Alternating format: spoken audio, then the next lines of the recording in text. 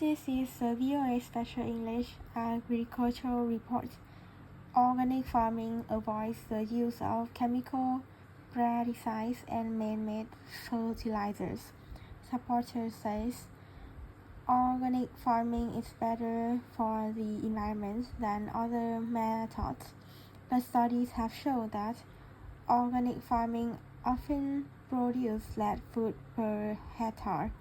That lower yield means feeding the world organically good require more land, but good farmland is limited, and scientists say deforestation from the clearing of land for agriculture is already a problem for climate change.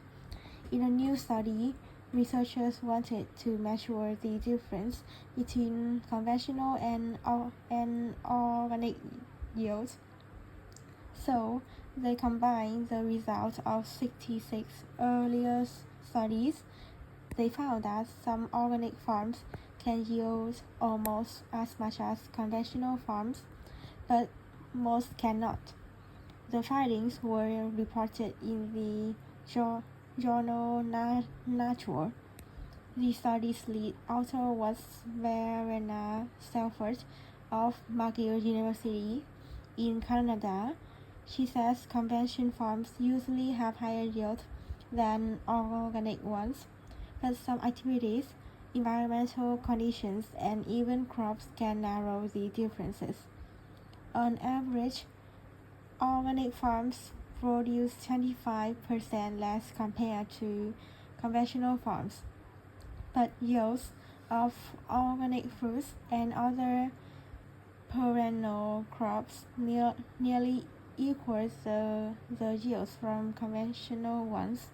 So do the yields of legumes such as soybeans.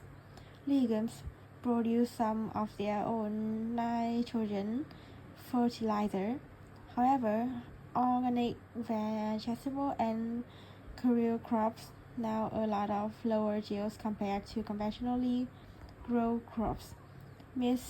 Silfred says the soil on organic farms holds water better, and that can reduce the yield difference.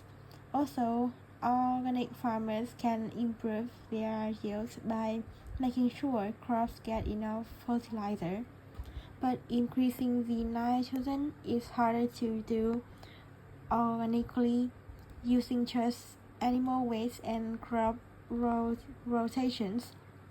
Organic farmers rotate food crops with plants that fertilize the soil, but while this cover or fertilizer crops are growing, food crops have to be grown on other land, and if farmers use manure, they have to feed the animals that produce it, and that requires grazing land on cropland.